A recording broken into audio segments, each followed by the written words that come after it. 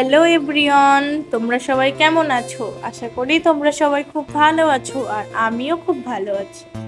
Welcome my first blog. হ্যাঁ, very excited আমি, কারণ এটা আমার লাইফের ফার্স্ট ব্লগ। এই দেখো, তোমাদের সাথে কথা বলতে বলতে আমি রেডি হয়ে গেলাম। বলো আমাকে কেমন লাগছে? হ্যাঁ, জানি অতটা ভালো লাগছে না, কারণ সেইভাবে কিছুই না। তো হালকা পাতলা করে যেটা রেডি হয়ে যায়, চলো তারপরে যাওয়া যাক।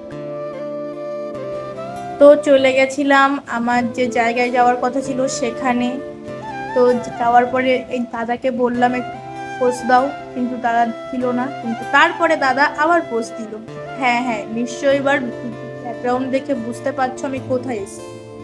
আমাকে দিয়ে দেওয়া হলো লিমকা। সেটা খেয়ে নিলাম। খেয়ে নেওয়ার পরে আমার ফোনে গেলাম। হ্যাঁ, এইবার সেই বিশেষ সময়, আমার ফোন ওপেন করার সময়।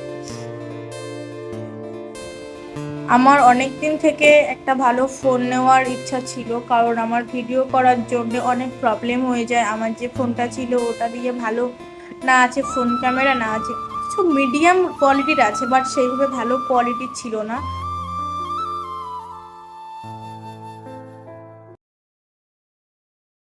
কিছু কিছু সুখে এত খুশি থাকে মিশে, ধরা দেয় অচেনা কাছে এসে ভালোবেসে।